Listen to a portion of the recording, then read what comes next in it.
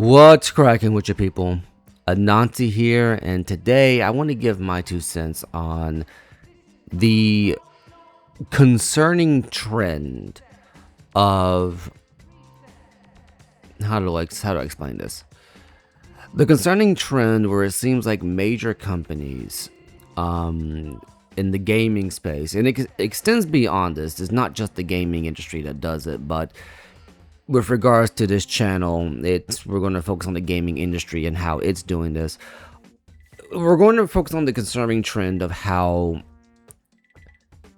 it feels as though more and more companies are trying their level best to deny us the ability to not only own our games, but ultimately denying us proper convenience, as it were.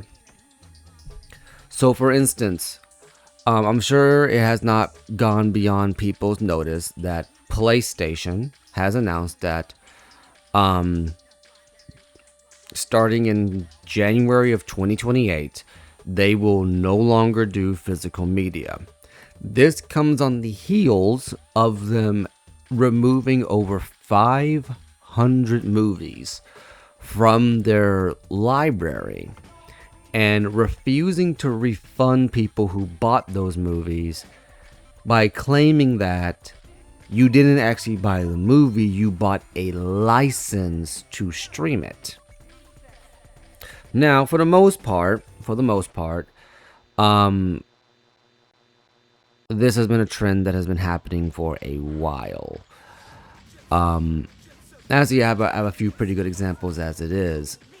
On iTunes, I have 2 songs that have been edited at least 3 times in the last 10 years that I have bought them.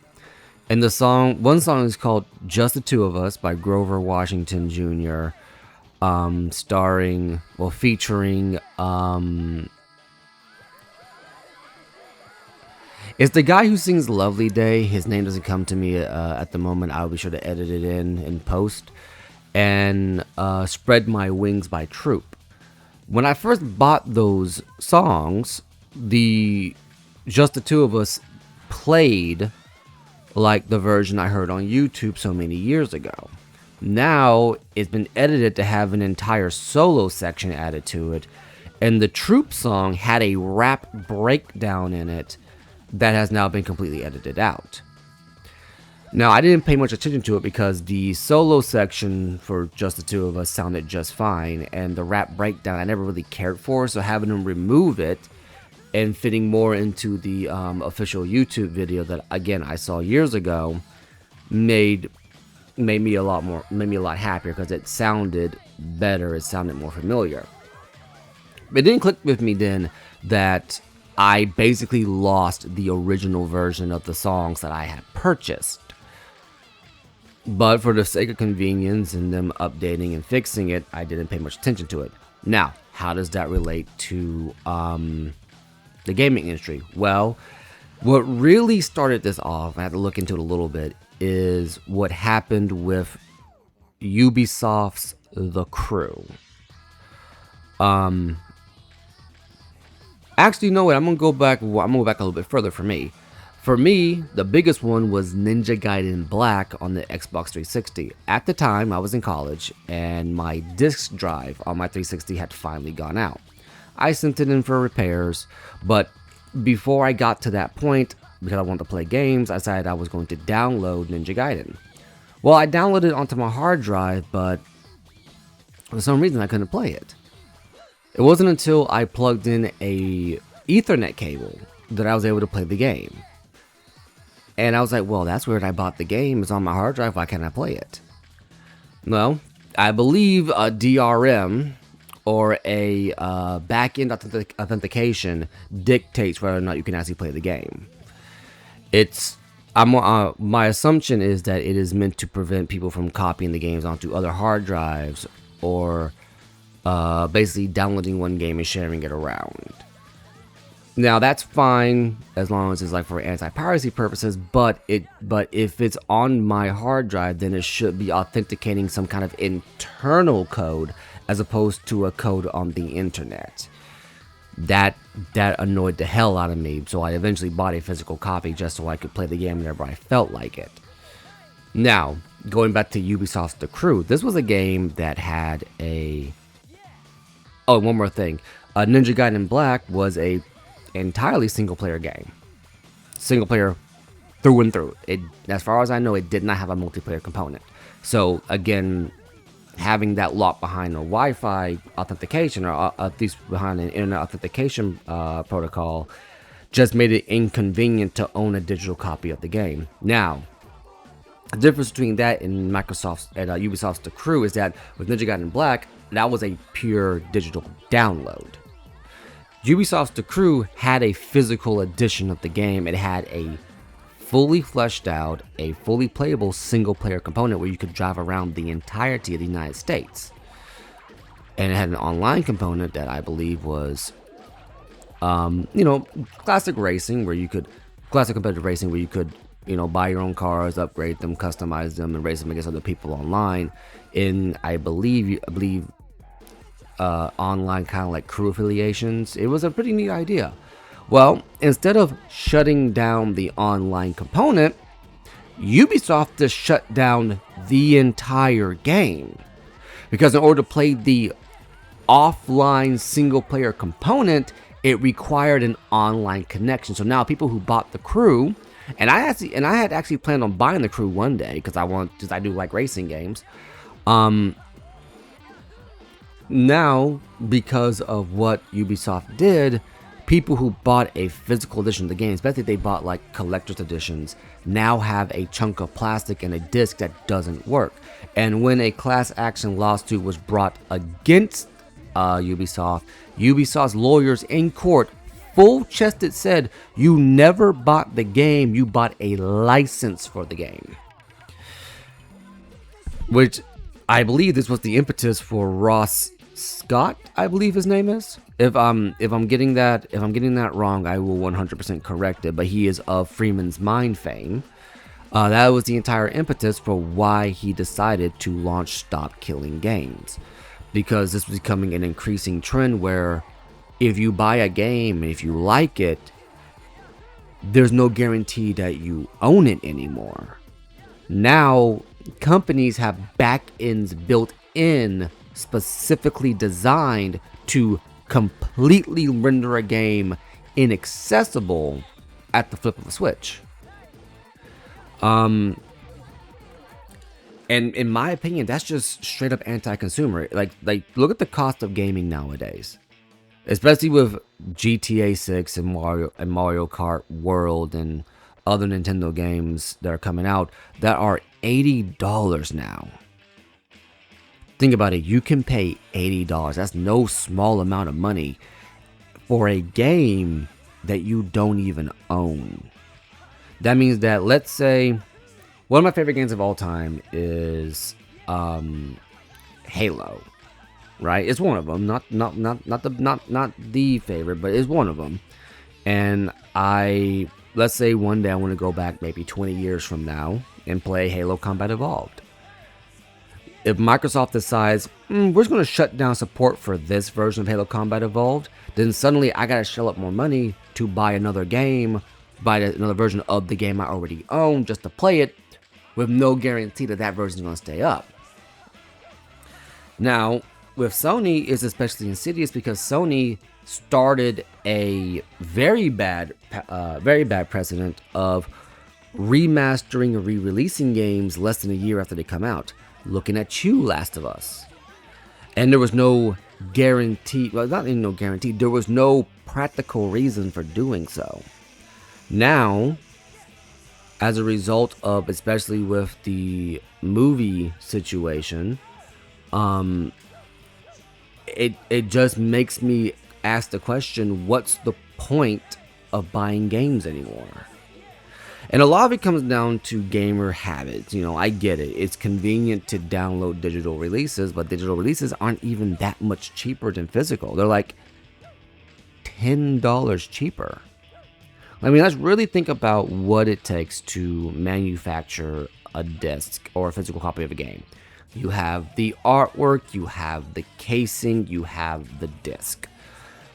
Altogether, that maybe costs $20. So, just from that viewpoint alone, you would think that buying a digital version of the game, a digital only version of the game, would be $20 cheaper. If you go to Nintendo, it's like $10. Some cases $5, which means that the cost savings that you would have for a new game buying it digitally is completely negligible to buying it physical. And even then, either way you pick it, the precedent is now set that these companies can just take your games away, take your movies away, take your property away just because. Now let's expand this back out to Nintendo. Nintendo has a habit of re-releasing their games on different e-stores and forcing you to buy them again with no changes made to the original product. It is literally, oh, we're moving from one hardware to the next hardware. Gotta buy your whole library again. Why? Seriously, why? There was no reason to do that. Because you're not, there isn't, in my opinion, there isn't a justifiable reason to charge for an entire new infrastructure. People that you're going to have new gamers coming left, right, and center throughout the ages. That's not going to change. People are going to buy copies of these games going forward because people are going to be interested in playing legacy media. So you would theoretically make your money. Let's say you want to make money for the server costs. You would make your money off of the newer gamers, but you're trying to double, triple, and quadruple dip on pre-existing customers. And now it's gotten so bad that instead of just letting you own your games, Nintendo has now put in a subscription service to play the game.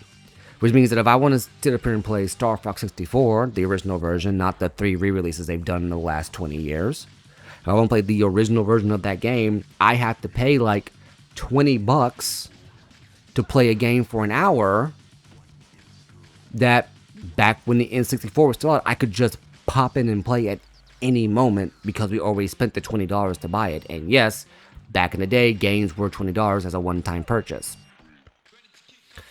Now let's take this to PlayStation, right? I remember distinctly, I said, oh, I want to get the God of War trilogy. I went to look it up on PlayStation Network, and this was back in like 2017. And I saw that I couldn't buy the game.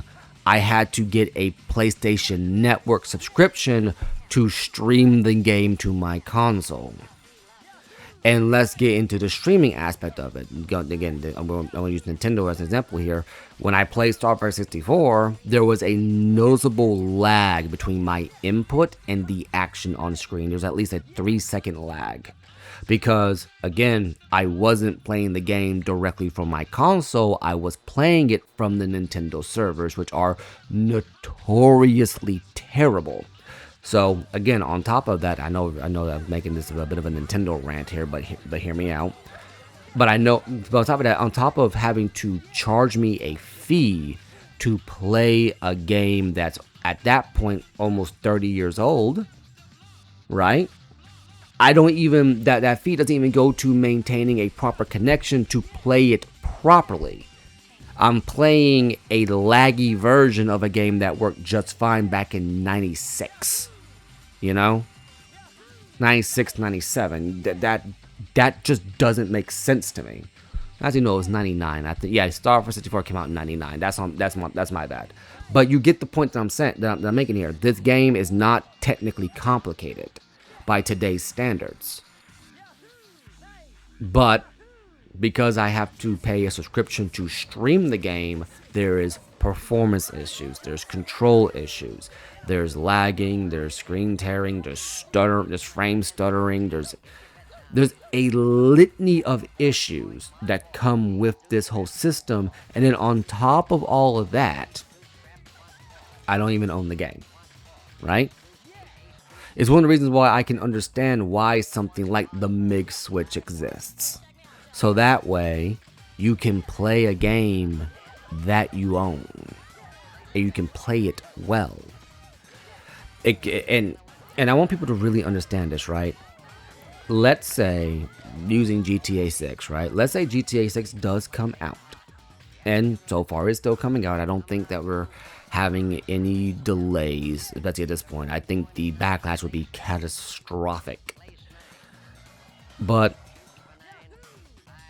let's say GTA 6 does come out. And let's say in a year, maybe it's not doing the numbers that GTA 5 was doing in terms of shark card purchases, assuming they're still doing shark cards. I hope they're not, because that just ruined the balancing of online. But let's say, you have shark card purchases or other cosmetic purchases, and for some reason Sony or Rockstar or Take-Two just decide it's not profitable enough, it's going to shut down the online servers.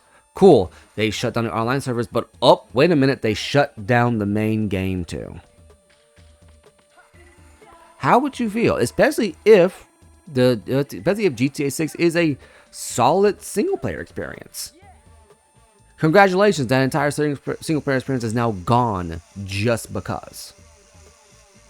Or, heaven forbid, PlayStation 5 the GTA 6 comes out, and they go, oh, okay, and now PS6 is coming out next year. We're shutting down the PS5 version of GTA 6. Now you gotta come and buy it again for PlayStation 6. That's the precedent that we are setting now because of this situation. And it's sad to see. It really is. Because on top of the overbloating of game development studios, not the game development studios, but of the game development cycle, the extended development times, when in my opinion they are completely not necessary, overhyping a game, announcing it too early, releasing it too early just to patch it later if it ever gets patched, looking at you, Master Chief Collection, to have all of these terrible business practices, and then on top of that, you don't even get to own your media. We need to demand better of the gaming industry. We need to demand better of any kind of service at all. If I pay for something with my hard-earned cash, I own it. And until such a day as that is guaranteed on a digital front, physical media can never go away.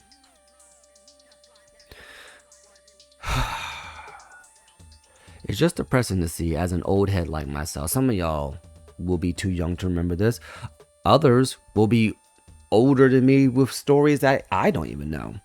But I remember a time when you could buy a new game for $20, when you could walk into a game store, any game store, Hollywood Games, EB Games, GameStop, Blockbuster, and you could buy 5 brand new games for $100. You could go home, open up your console, slot the disc in or slide in the cartridge. The game would boot up, because whether or not it was done didn't matter. It had to work that day. There was no fixing it later. You would turn it on, it would start right up, and you could jump right in. Nowadays, and then on top of that, it didn't take up space on your the only thing that took up space on your system's hard drive was your save data, not the actual game itself.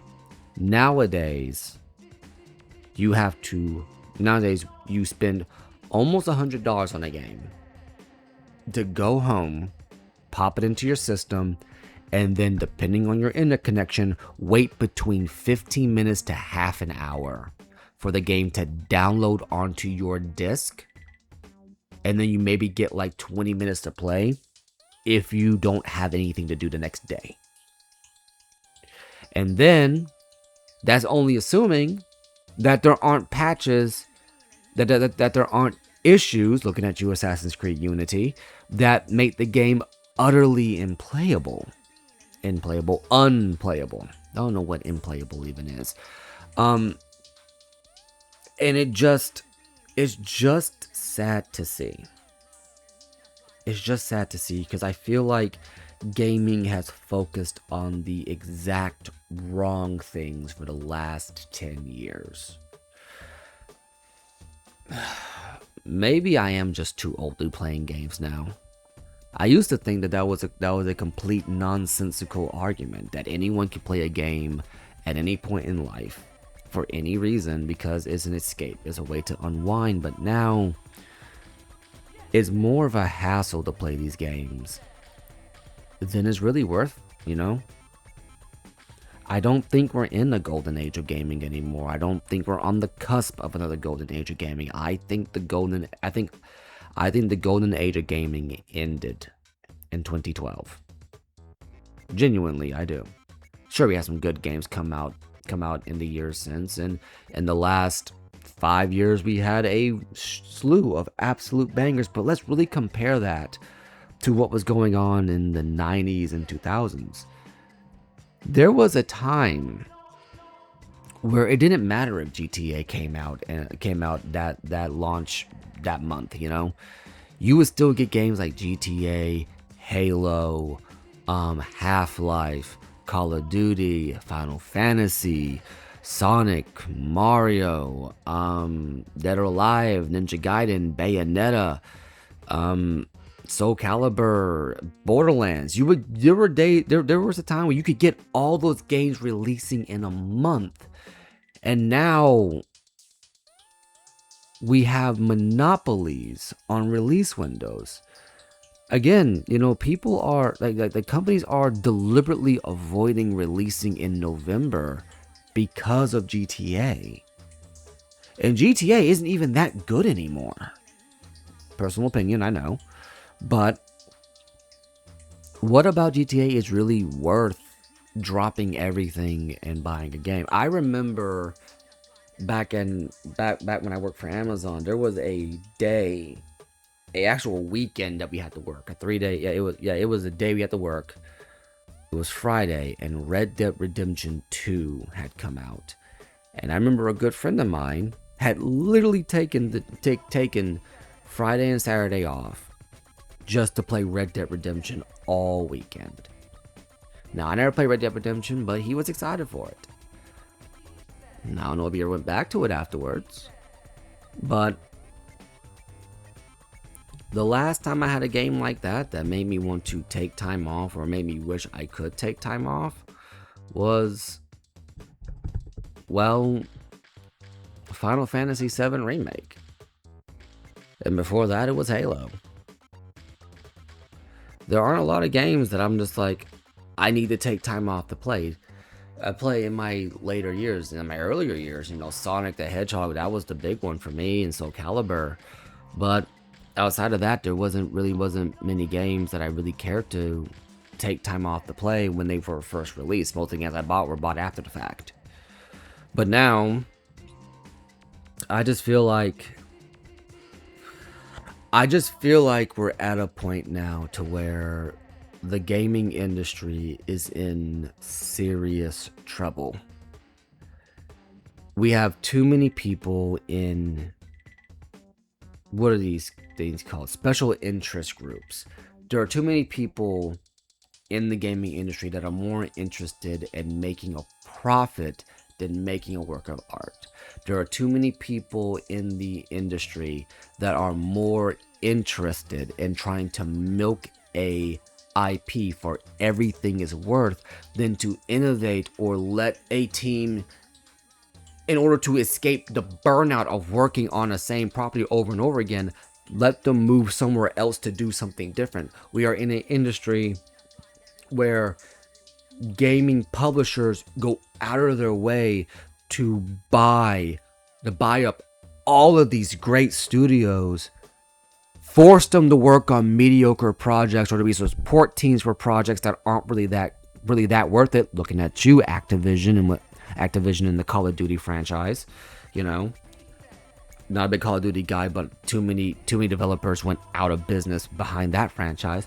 But looking at you, EA, where you will buy up all these legendary studios that have absolute bangers under their belt in terms of tenure, set them to be support teams on like Connect games and sports games and cookie cutter shovelware, and then act surprised when they're not putting out the kind of numbers that they were when you first bought them. And then instead of just cutting them loose or letting them work on a project, or heaven forbid, not canceling a project that would have sold gangbusters, you shut them down, cannibalize the studio. You cannibalize the studio, shut them down, and then send the remaining team to work with other teams on other projects until they eventually leave. If gaming is to truly get back to where it was in, for me, what was the golden age of gaming, the entire span that was the year 2000 to 2012, to get back to that point, we need to make these publishers understand that no game should be worth almost $100 to play. B, people should not be worked to the bone for no apparent reason other than to put in superfluous features that never needed to be in an IP to begin with. C, that when we put our money down for something, we expect to own it. D, if we're going to have true convenience, it shouldn't be the convenience of streaming a game to our console. It should be the convenience of, if I'm going to buy it digitally, it should be available for a one-time purchase. And E, get these money-grubbing jackasses out of the hobby. Because as long as they're here, they are going to constantly, repetitively, habitually push features that are going to actively harm the space more than help. I do not say this lightly. I do not enjoy putting out a video like this, but sometimes we have to make our voices heard in meaningful ways if we're going to affect actual change. So I put out a call to anyone that stumbles across this video. Vote with your wallet. Hold off as much as you can. I understand that there are going to be games out there that you desperately want to get, and you don't want to set the precedent of, if the game flops, you may never see that title again. That studio may get shut down.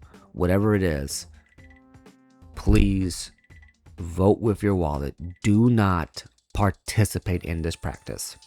I can tell you right now that my standard is, if there isn't a physical copy of the game, I will not be picking it up. I will not be buying any new consoles until I am certain that I can own my games again. And as far as Nintendo is concerned, specifically with them, and to some extent PlayStation Network, until I can make a one-time purchase on a digital piece of legacy media, or unless there is a physical alternative that I can buy, I will not be subscribing to any online service. Those are my rules. Those are my rules. But anyway, that's just been my thoughts. What about you guys? Is there a line in the sand Is there a line in the sand that you are drawing? Is there a standard you are setting? Is there something you're going to do to affect the wallets of these companies? Or do you think it's a hollow gesture? Do you think this is an inevitable move?